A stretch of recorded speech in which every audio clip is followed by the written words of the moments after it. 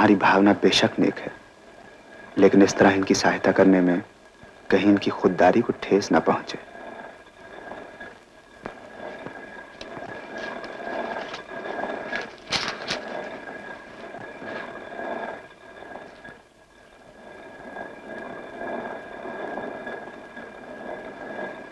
अच्छा माँ जी, अब मैं चलूं। बेटा चाय तो पीते जाते? नहीं माँ जी, देर हो जाएगी। आपका बहुत बहुत शुक्रिया। नहीं, रेखा नजर नहीं आती। वो तो पनघट पे गई है ना। अच्छा, उसे मेरा नमस्ते कह दीजिएगा। नमस्ते।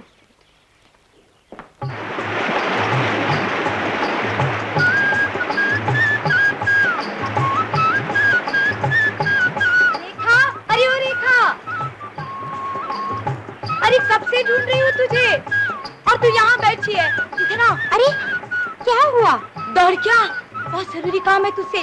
आ, क्या बात है? परदेसी क्या कर रहा है? तेरा सर सो रहा। सो रहा है? तो रात भर क्या करता रहा? जागती आंखों से इसके सपने देखता रहा होगा। मेरे क्यों और तेरे क्यों नहीं? अपने दिल से पूछ। तेरी कसम रेखा, मुझे ये जानकर बड़ी खुशी हुई कि परदेसी के अभी तक कंवारा है। चल हट। अरे क्या मुझसे छुपाती है? देखा, मुझसे छुपाती है।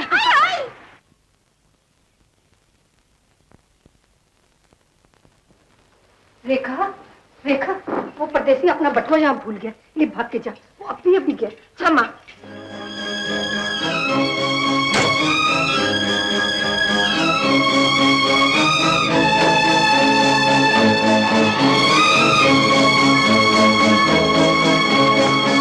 परदेसी,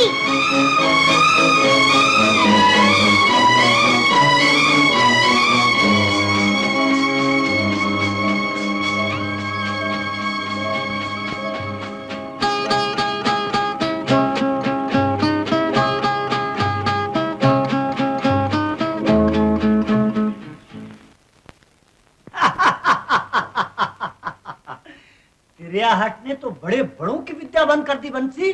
तू किस खेत की मूली है? और फिर ऐसी सरफिरी औरत के लिए किसी ऐसे वैसे का जंतर मंत्र नहीं, केवल फक्कड़ बाबा का तंत्र ही सीधा कर सकता है। 2 बरस का व्रत 2 मिनट में न तड़वा दूं तो फक्कड़ बाबा नहीं छक्कड़ बाबा कहना। अब फक्कड़ बाबा धन्य हो, अगर ऐसा हो जाए तो मैं आपको जंगलों से निकालकर बंगलों में बिठा दूं। तो लाओ उस ब्रह्मचारिणी को हमारे सामने। आहिस्ता बोलिए, वो बाजार गई है सब्जी खरीदने। अगर वो यहाँ होती तो मेरी क्या मजाल थी कि आपको यहाँ लाकर ऐसी बातें करता। देखिए फक्कड़ बाबा, आपने जो कुछ करना कराना जरा जल्दी कर दीजिए। अगर रामकली आ गई तो मेरे साथ साथ आपका भी क्रियाक्रम कर देंगे। अरे मर गए फक्कड़ बाबा की क्रियाक्रम करने वाले। फिर भी तू जल्दी से बोल, क्या चाहता है बच्चा? सिर्फ एक बच्चा जो रामकली पैदा नहीं करने देती। महाराज, स्त्री और पुरुष का दंगल आ पड़ा है। अगर मेरी पीठ लग गई तो सारी पुरुष जाति की नाक कट जाएगी। आप कोई ऐसा दाव पेच लड़ाइए कि रामकली मेरे बस में हो जाए। हो जाएगी, हो जाएगी, अवश्य हो जाएगी। मगर कब महाराज? आज ही रात को तेरे मन की कली खिला देंगे। जय हो फक्कड़ बाबा। वाह वाह वाह वाह। अब आंखें बंद करके और कान खोल कर सुन। सुनाइए। पहले ये बता कि रात को सोती कब है तेरी रामकली? वो तो 7 बजे से खराटे लेने शुरू कर देती है। तो बस 7:07 और 7 पर फक्कड़ बाबा की जय बोलकर ये राख उसके सर में डाल देना और फिर खाट पर बैठकर हमारी तंत्र विद्या का तमाशा देखना। तमाशा? हाँ, राख के सर पर पड़ते ही उसके दिल से तुम्हारे प्यार का शोला भड़केगा। फिर वो तड़प कर उठेगी, फिर उठकर मुस्कुराएगी, फिर मुस्कुराकर अंगड़ाई लेगी, फिर अंगड़ाई लेकर तुम्हारे पास आएगी, फिर तुम्हारे पास आकर तुम्हारे गले में अपनी बाहों का हार डाल देगी। जय फक्कड़ बाबा।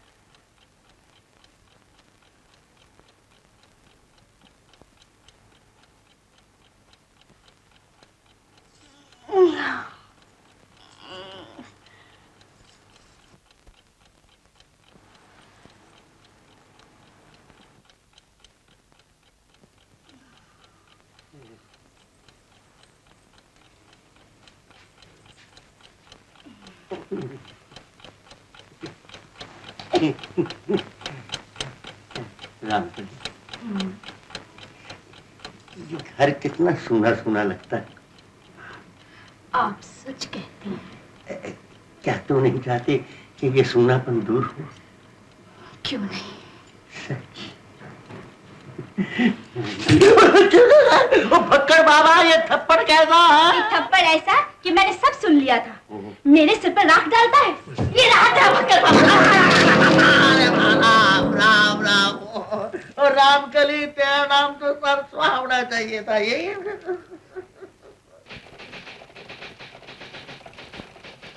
मिस्टर गुप्ता, फसल की कटाई कब खत्म होगी? हुजूर, अभी तो फसल की कटाई शुरू भी नहीं हुई। कमाल है, अब के फसल को क्या हो गया, पकने का नाम ही नहीं लेती। जी ऐसी कोई बात नहीं, मगर कुमार साहब गुस्ताखी माफ हो। अब की बार आप जब से आए हैं कुछ खोए खोए से लगते हैं। खोए खोए? नहीं तो। कुमार साहब, आपने अपने दस्तखत बदल दिए हैं क्या? नहीं। नहीं? तो फिर आपने चेक पे दस्तखत की जगह ये क्या लिख दिया? रेखा? रेखा? हाँ हाँ, देखिए। रेखा।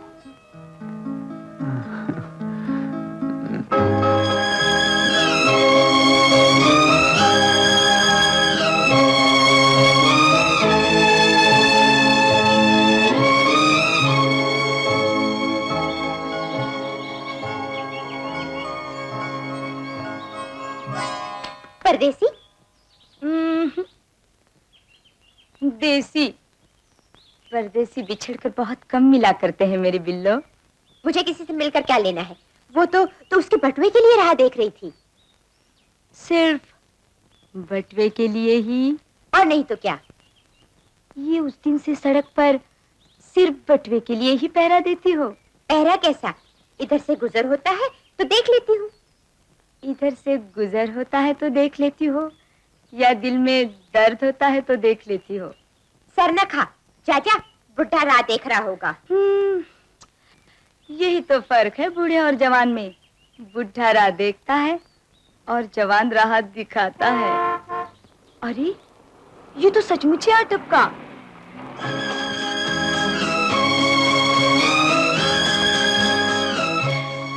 अच्छा मैं चली, पर मैं भी तो परदेसी को राम राम करती चलूं। नमस्ते परदेसी। नमस्ते। अच्छी तो हो ना? मैं तो अच्छी हूँ, मगर रेखा की हालत तो ना ही पूछो तो अच्छा है। क्यों?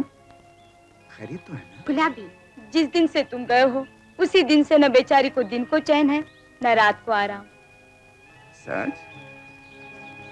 जब देखो खोई खोई सी सड़क के किनारे तुम्हारी राह देखती रहती है। मैंने लाख समझाया, लाख तसल्ली दी कि पगली परदेसी आ जाएगा, ऐसे भी क्या बेचैनी। तू कहने लगी नहीं गुलाबी, परदेसी जाते जाते मेरे दिल पर एक बोझ छोड़ गया है। देखा, आखिर आ गया ना परदेसी। अब उतार ले अपने दिल का बोझ। ले परदेसी, संभाल अपना बटुआ। बस अब तो उतर गया ना दिल का बोझ। आ, अब चैन से घर चले। गुलाबी। क्यों, कोई और बोझ भी है इसके सिवा? तो अब मैं चलूं? मैं क्या जानूं? न तुम जानती हो न ये जानता है। मैं जानती हूँ। क्या? मैं जाती हूँ। गुलाबी, मौसी से जाकर कहती हूँ कि परदेसी के लिए खाना तैयार कर ले। उसकी मोटर आज फिर बिगड़ने वाली है।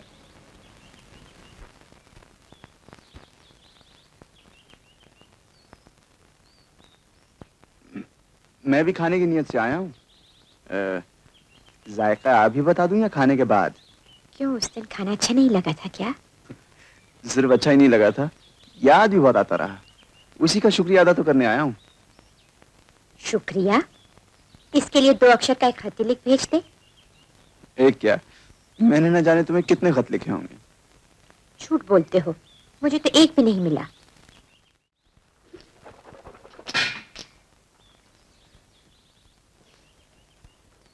अरे खा चुके बेटा, मैं तो तुम्हारे लिए और चपाती लाई थी। मैं तो पहले कुछ ज्यादा खा चुका हूँ माँ जी। थोड़ा चूरन ला दो। चूरन की गुंजाइश होती तो एक चपाती और नहीं खा लेता। हाय, इसका बचपना अभी तक नहीं गया।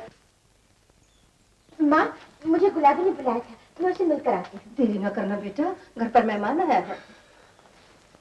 माँ जी, अब मुझे मेहमान ना समझिए, मैं तो। हाँ बेटा, तुम मुझसे कुछ कहना चाहते थे?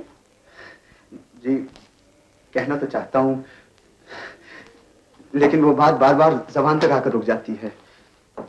सोचता हूँ कहीं आप बुरा ना मान जाएं। नहीं नहीं बेटा, ऐसा न सोचो। न जाने क्यों अब तो मुझे गैर नहीं लगते। कहो क्या बात है? जी, बात यह है कि मैं हैरान हूँ, सिर्फ एक बार मिलने से हम लोगों में इतना लगाव कैसे हो गया। मैं तो इसे पिछले जन्म का संबंध समझती हूँ। कोई 100 बार मिलकर भी पराया ही रहता है और कोई पहली ही बार मिलकर अपना हो जाता है। मैं चाहता हूँ ये संबंध हमेशा के लिए हो जाए। क्या आप रेखा का हाथ मेरे हाथ में दे सकती हैं? नहीं नहीं नहीं नहीं बेटा। माँ जी, माँ जी, रेखा की शादी तो हो चुकी है।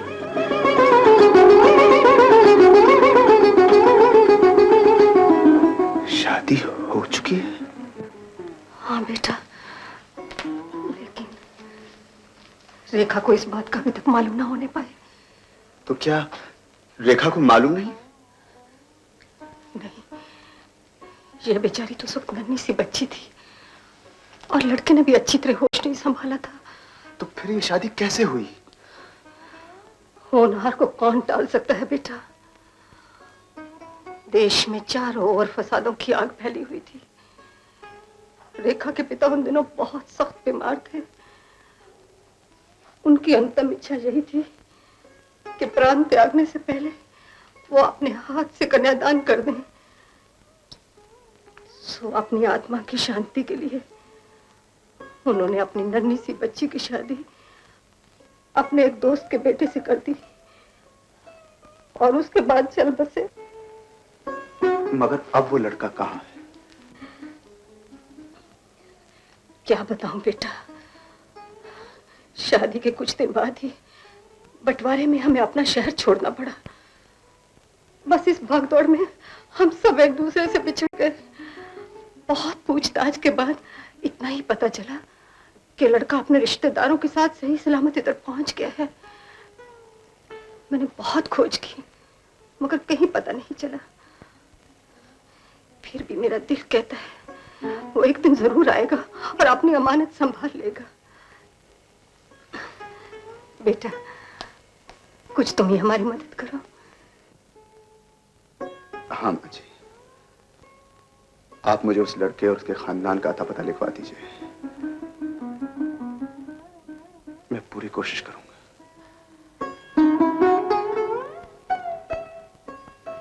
लो बेटा, हो सकता है तुम्हारे हाथ में हमारा भला लिखा हो।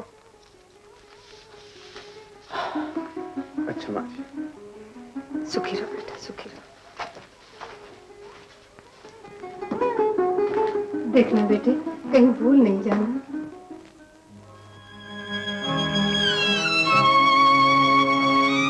भूल कैसे सकता हूं?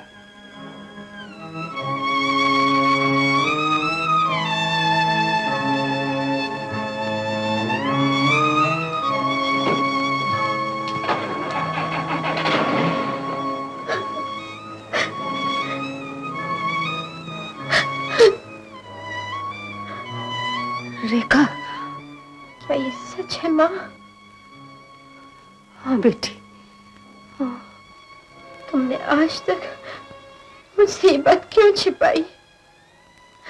मैं तो आज भी चुप रहती और बताए बिना कोई चारा नहीं था। मैंने सोचा था लड़का मिलने पर तुझे सब कुछ बता दूंगी, क्योंकि मुझे डर था कहीं ये घटना तुझे भी दुखी न कर दे और दुनिया तरह तरह की बातें न बनाए। ना रेखा, रेखा बेटी धीरज रखो, सब ठीक हो जाएगा, सब ठीक हो जाएगा, सब ठीक हो जाएगा। मुंशी जी एक अर्जेंट तार जरा लिख दीजिए जल्दी से। बहुत अच्छा, बहुत अच्छा। अर्जेंट। अर्जेंट तार की लिखाई 4 आने हैं। ओहो 4 आने लीजिए, मगर लिखिए फटाफट। फटाफट के 2 आने और। ओहो 2 आने और लीजिए। हाँ लिखिए, बंसीलाल की जोरू रामकली के नाम, पता है कवि कॉटेज प्रेमपुरा। प्रेमपुरा?